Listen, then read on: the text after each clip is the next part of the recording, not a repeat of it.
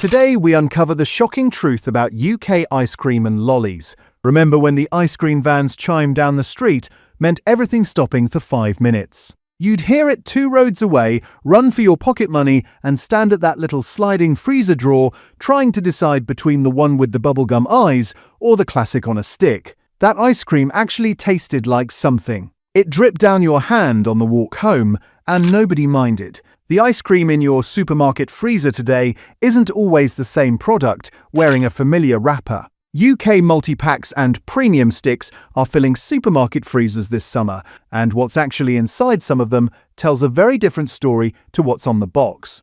One well-known family multi-pack packs close to half an adult's entire daily saturated fat allowance into a single lolly because of an oily ingredient used to make them. Despite the ice creams looking like the ones you recognize from childhood, the insides have completely changed. Another ice cream quietly changed its recipe earlier this year, and most shoppers buying it right now have no idea. A third brand spent £14 million marketing one single flavour launch on a product built from the exact same stabilizers and emulsifiers as the cheapest ice cream in the freezer next to it. This isn't really about one bad lolly. It's about a category built on nostalgia, where the packaging still leans hard on being a classic, a family favourite, or guilt-free, while the ingredient panel underneath tells shoppers something else entirely. Long-time shoppers have noticed for years that their favourite ice cream doesn't taste quite like it used to, that the size seems to have shrunk, that the classic flavour now needs 8 ingredients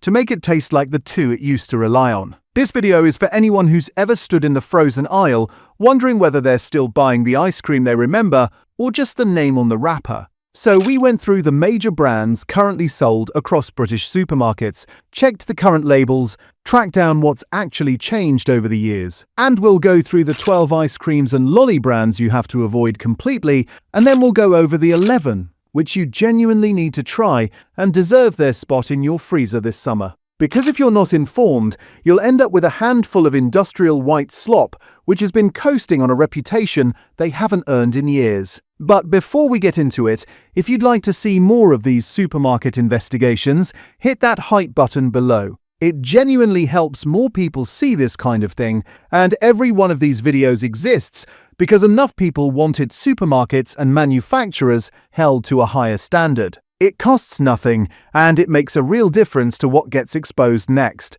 And let's get into it. Number 12. Tesco 14 Family Favourites Lollies and other own-brand multi-packs. This is the box, built for the whole family. 4 different recipes crammed into one carton, chocolate, mint, strawberry and fruit varieties, all sharing a single Family Favourites label. The problem is that 4 different recipes mean 4 different additive profiles hiding behind one friendly name. The mint lolly alone carries close to half of an adult's recommended daily saturated fat intake in a single 47-gram lolly. That's not a small print detail, that's nearly half your day's allowance from one lolly out of 14 in the box. 2 of the 4 recipes in this box also contain palm oil, something you won't find mentioned anywhere on the front of the pack. Add in mono and diglycerides, the same all-purpose emulsifier turning up right across this list, and gar and carob gum doing the texture work that real cream and real fruit used to do. What makes this one worth flagging isn't any single shocking ingredient, it's the sheer inconsistency. You could reach into the same box twice and pull out 2 lollies with genuinely different additive profiles, different fat contents, and different stabilizer blends, all sold under one reassuring family name. Nobody buying a Family Favourites box is checking 4 separate ingredient panels before handing lollies out to the kids, and that's exactly the gap this kind of packaging is built to exploit. This isn't the worst ice cream on this list by a long way, but it's a useful reminder that Family Favourites is a marketing decision, not a nutritional one. Number 11. Magnum. Magnum's entire pitch is premium indulgence, the stick that costs more because it's supposed to be worth more. What's harder to square with that image is the safety record. The Food Standards Agency has issued recalls on Magnum sticks, both classic and almond varieties, for the possible presence of metal and plastic fragments. That's not a formulation criticism, that's a basic quality control question for a brand charging a genuine premium at the till. On the ingredients side, Magnum does use the same mono and diglyceride emulsifier as most of this list, alongside soya lecithin and a stabilizer stack of locust bean gum, guar gum, and carrageenan. To be fair, it's coconut fat doing the work here, not palm oil, so we won't repeat that claim about this one. It's worth saying plainly that Magnum isn't a poorly made product in the way some of the others on this list are. The vanilla base and the chocolate shell are genuinely well put together, and that's presumably why it remains one of the best-selling ice creams in the country. But being the market leader also means being held to a higher standard, not a lower one. And a brand charging premium prices on the strength of quality and indulgence has less room for a repeated recall history than a budget-owned brand does. Between the price you're paying and what you're actually getting, and a recall history that doesn't fit the premium story on the wrapper, Magnum earns its place on this list for reasons that have nothing to do with sugar content.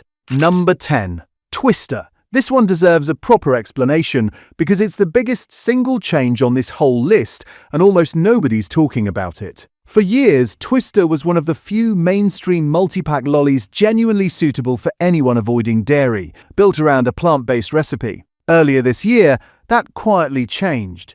The current formula now includes skimmed milk powder, meaning it's no longer plant-based, no longer suitable for anyone with a milk allergy, and no longer the product a lot of people specifically bought it to be. There's been no big announcement about it, no headline change on the front of the box, just a different ingredient list for anyone who actually reads it. On top of that, the mallow variant carries carrageenan among its stabilizers, alongside the same mono and diglyceride emulsifier turning up throughout this list. Twister has been a fixture of British summers since 1982. The pineapple, lime and strawberry twist most of us grew up buying for ourselves and now buy for our own children or grandchildren. And that long history is exactly why this kind of quiet reformulation matters more than it might for a newer brand. People trust it precisely because it hasn't seemed to change. If you've been buying Twister specifically because it used to be dairy-free, it's worth checking the current pack in your own freezer before you buy it again,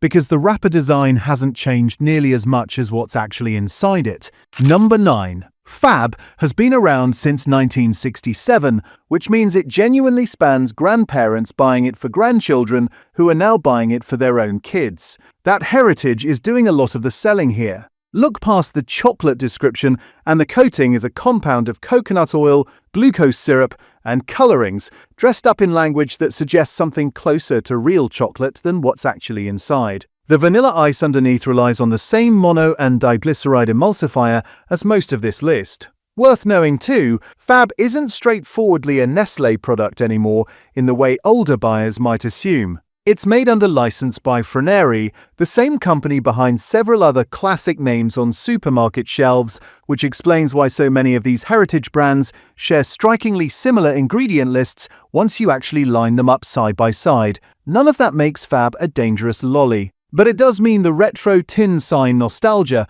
on the packaging is carrying more weight than the actual contents, and that's worth knowing next time you reach for it purely because it looks and sounds exactly the way it did decades ago. Number 8. Rocket Lolly from Rowntree's. This is one of the more honest formulations on this list, and that's worth saying plainly before we get into the criticism. What earns Rocket Lolly its spot is simpler than an additive story. It's marketed on fruit, when fruit juice from concentrate makes up only around a quarter of what's actually in the lolly. The rest is water, sugar, and glucose syrup doing most of the work, with one stabilizer and a scattering of natural colorings from beetroot and turmeric-adjacent spice extracts making up the difference. It's a genuinely simple recipe compared to most of this list, no wall of emulsifiers, no long stabilizer stack, and it's fair to say this is closer to old-fashioned water ice than several of the more heavily engineered products further up this countdown. The issue is purely the gap between fruit lolly as a name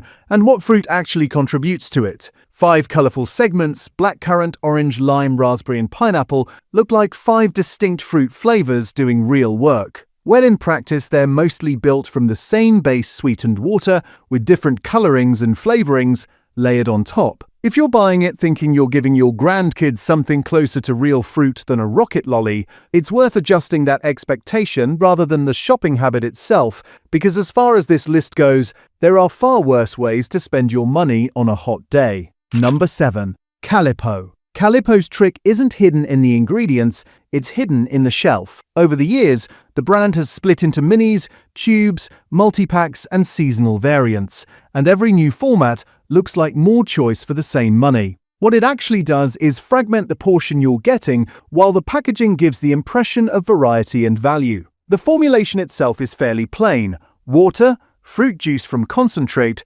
sugar, and a stabilizer blend of tara and gargum, with the cola variant relying on a caramel coloring for its signature look. There's no heavy additive story here worth exaggerating, and if additives were the only measure, Calippo would sit comfortably lower down this list. The real issue is one of value rather than formulation. Stand in front of the freezer cabinet and count how many different Calippo formats are competing for the same shelf space: minis, megatubes, multi-packs of 5, seasonal limited editions, and it becomes clear the brand is relying on format proliferation to disguise the fact that you're often paying more per milliliter than you were a few years ago for what's fundamentally the same lolly in a different shaped tube. That's a value question more than a health one, but it's exactly the kind of quiet cost creep that adds up over a summer of shopping trips. Number 6. Knobbly Bobbly. A lot of older viewers will remember this one under a different name entirely, Lolly Gobble Choc Bomb,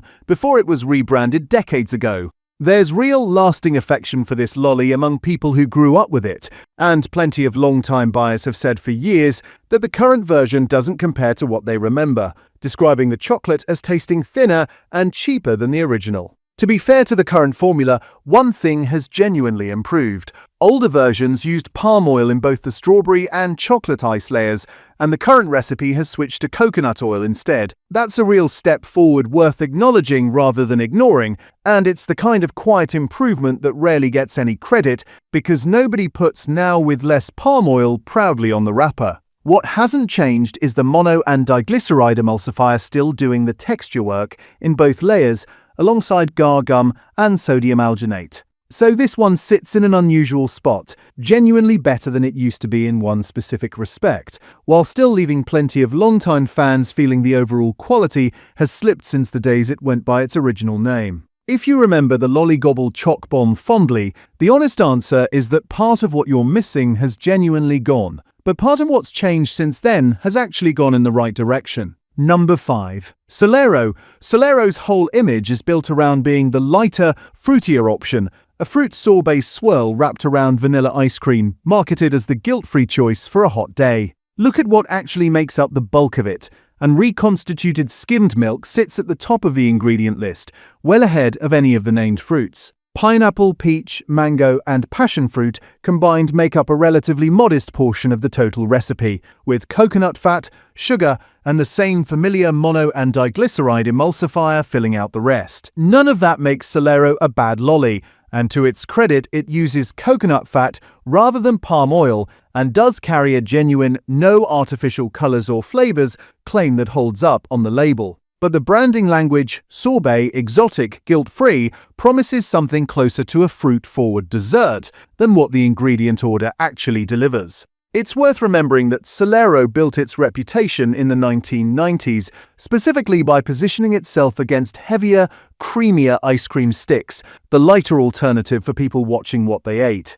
And decades later, that positioning still does most of the heavy lifting on the packaging, even though the actual recipe underneath has always leaned more on dairy and vegetable fat than the marketing lets on. Number 4. Halo Top. Halo Top built an entire brand around the calorie count on the lid, and it's genuinely stocked in every major UK supermarket now, a long way from its early days when it was a niche import most people had never heard of. The number on the tub is real, but it's built around a serving size most people don't actually stick to. Reviews and long-running consumer feedback on this brand repeatedly circle the same point, that the calorie maths only works if you eat a fraction of the tub, not the amount most people actually serve themselves in one sitting. Most flavors also rely on the same mono and diglyceride emulsifier as the rest of this list, alongside a blend of sweeteners, including erythritol, which is well known for causing bloating and digestive discomfort when eaten in the quantities people actually eat, rather than the quantities the label implies. There's also the question of taste and texture. Plenty of shoppers who've tried switching from a traditional ice cream to Halo Top say the icier, less creamy texture takes some getting used to. And not everyone decides it's a trade worth making just to save on calories they weren't likely to count precisely anyway. It's also worth remembering that this brand only really took hold in the UK once it convinced the major supermarkets to stock it properly, having spent years struggling for shelf space before that. So a lot of the trust shoppers place in it now comes from simple familiarity and availability rather than anything specific about the recipe itself. None of that makes Halo Top dishonest. But the healthy halo around this brand is doing more work than the small print supports, and it's exactly the kind of product where reading the actual serving size on the side of the tub matters more than the big number printed across the lid. Number 3. Nui. Nui has spent extraordinary money building an adventure story around this stick. Exotic sourcing locations, printed proudly on the wrapper, New Zealand honey, Canadian maple syrup, Australian macadamia. Each flavour presented like a small journey rather than a supermarket product. That marketing spend has reportedly run to £14 million for a single flavour launch alone. Television, cinema, outdoor advertising and a lengthy nationwide sampling tour included. A 3-pack currently runs around £4.50 in most major supermarkets, a genuine premium compared with almost everything else in this countdown. To Nui's credit, and this matters, it's genuinely palm oil free, made with real cream, and sources its chocolate through Rainforest Alliance certification, so we're not accusing this one of hiding a cheap fat source behind a premium wrapper. What it does share with almost everything else on this list is the same toolkit, mono and diglycerides, E476, soya lecithin, guar gum and locust bean gum, doing exactly the same texture and shelf life work they do in ice creams, costing a fraction of the price. You're paying a genuine premium for marketing and packaging on a formulation that isn't meaningfully different from sticks costing half the price, sitting in the same freezer cabinet, and that gap between spend and substance is really what earns Nui its place this high on the list. Number 2. Little Moons. Few products on any supermarket shelf have ridden a social media trend as hard as this one. Tiny 32-gram bites, a premium price per unit, and popularity driven almost entirely by online virality rather than the product doing anything meaningfully different from a stabilized ice cream in a different wrapper. Every flavor we checked carries the same mono and diglyceride emulsifier alongside a genuinely long stabilizer list: guar gum, locust bean gum, cellulose gum and carrageenan, all working together in a product small enough to fit in the palm of your hand. Work out the price per 100 grams on a box of these against almost anything else in the freezer cabinet. And it's a considerably more expensive way to eat broadly the same set of stabilizers and emulsifiers found throughout this entire list, just wrapped in a trend instead of a tradition. For a lot of older shoppers, this one will barely register as a familiar brand at all, and that's actually part of the story here. It's worth knowing what's inside the things your grandchildren are asking for, even when you've never heard of the brand yourself. And even when the packaging looks nothing like anything you grew up buying, what's genuinely striking is how quickly this went from a niche find to a supermarket staple almost entirely off the back of short video clips online. Rather than the usual slow build of advertising and word of mouth that used to launch a new ice cream. That's not a criticism of the product on its own terms. Plenty of people who've tried it do enjoy the novelty of the format, but it is worth separating the hype from the substance before deciding it's worth the price difference. Number 1.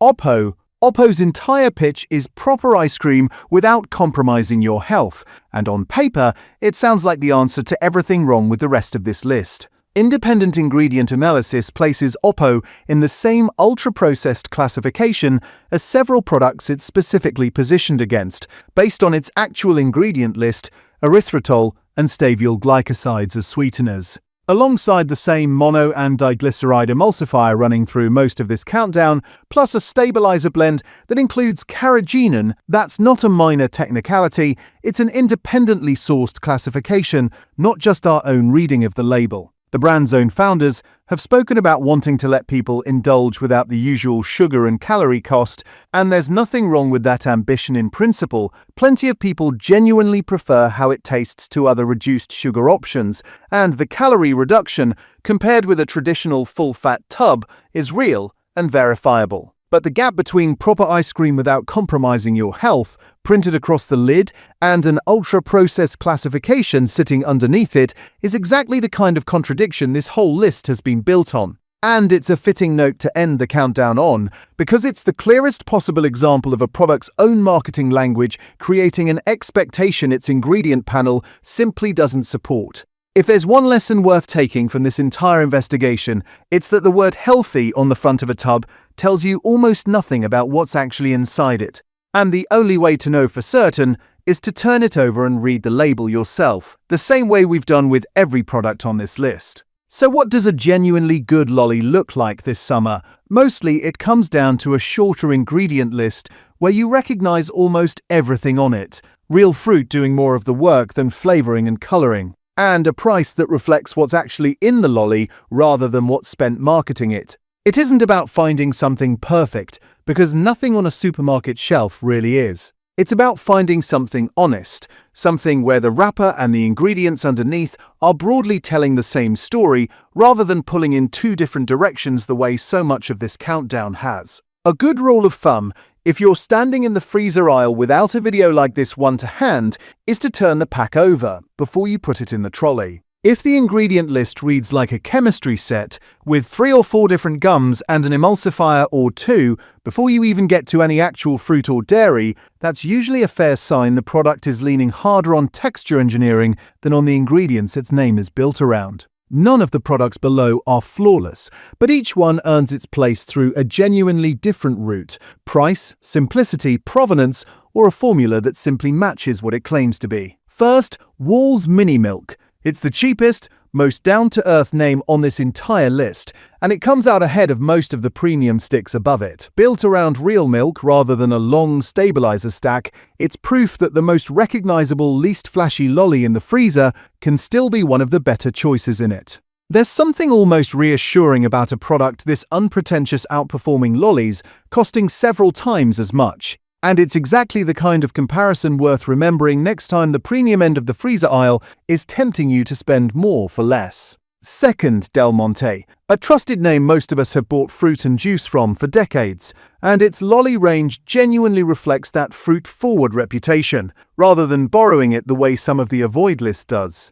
It's the kind of brand where the reputation and the product actually line up, which after everything we've just covered is rarer than it probably should be. Third, Marks & Spencer. Their newer fruit lolly range is worth a look for exactly the reason M&S usually earns loyalty from longer-term shoppers. Ingredient quality tends to match the price tag here in a way it doesn't always across the road. It's a newer addition to their frozen aisle, so it's worth keeping an eye out for it if you haven't come across it yet. Fourth, Waitrose. Their pineapple and coconut lolly is about as clean as anything in this entire investigation: pineapple juice, coconut milk sugar, and a squeeze of lime, and nothing else. If you want proof that a lolly doesn't need a long ingredient list to taste good, this is it, and it's a genuinely refreshing choice on a hot afternoon without a single stabilizer or emulsifier anywhere near the ingredient panel. Fifth, Tesco. It's an unusual thing to say after including a Tesco own brand box on the avoid list earlier, but their fruit juice lolly range genuinely holds up better than several branded competitors sitting right next to it on the same shelf, which is a good reminder that own brand doesn't automatically mean lower quality. It depends entirely on which specific product you're picking up. Sixth, Yeo Valley, a brand long trusted for its organic dairy standards, and that same reputation for genuine traceable ingredients carries through into their frozen range. Worth seeking out if you'd rather buy from a company with a proper track record on where its milk actually comes from, rather than taking a supermarket's word for it. Seventh, Jude's. A proper ice cream name now, built on a shorter ingredient list than most of the big multi-pack brands, though it does sit at a noticeably higher price point, which is worth knowing before you commit to a family-sized shop. It's the kind of brand better suited to an occasional treat than a weekly freezer staple, simply on cost. Eighth, Pip Organic. Aimed squarely at parents rather than grandparents, these are built from real organic fruit and vegetables with barely a thickener in sight. Genuinely one of the cleanest options here for anyone buying for younger children, and a useful one to know about if you're shopping with grandchildren in mind rather than yourself. Ninth, blue skies. A genuinely different story to everything else on this list, fruit grown and processed in Ghana rather than reformulated in a UK factory. It's worth checking your local shelf for current stock, but the story behind it and the ingredient list itself are both worth your attention if you find it, since it's one of the few products in this whole investigation built from the ground up around where the fruit actually comes from. 10th, Buja Buja, a small dairy-free brand built on a genuinely short ingredient list: cashews, water, cocoa butter, and real vanilla. Not the cheapest option in this investigation, but among the most honest, and worth trying if you or anyone in your family avoids dairy but still wants something that tastes properly indulgent,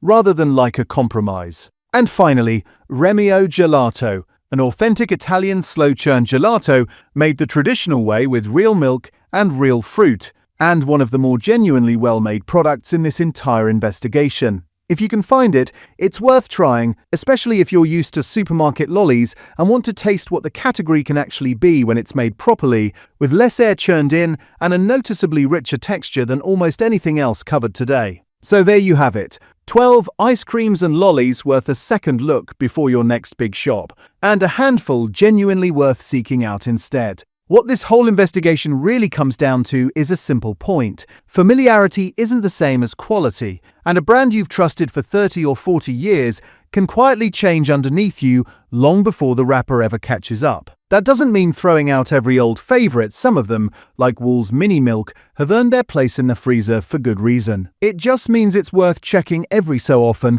rather than assuming the lolly you're buying today is exactly the one you remember from years ago. Let us know in the comments if you remember any of these lollies under an older name, whether your own freezer favourite made this list, or which one you think we've missed entirely. It's always worth hearing which of these matches, or doesn't match, what you've noticed yourself over the years. If this helped you shop a little smarter this summer, hit that hype button. It genuinely helps more people see investigations like this one, and it's a small way of pushing these companies toward being straight with their customers. Subscribe if you'd like to see more of these, because there's plenty more still to uncover, and these investigations only keep happening because enough people decide it's worth their while to stick around for the next one. And let us know down in the comments what you'd like Protect Our Plates to investigate next. Until next time, stay curious, stay informed, and protect your plate.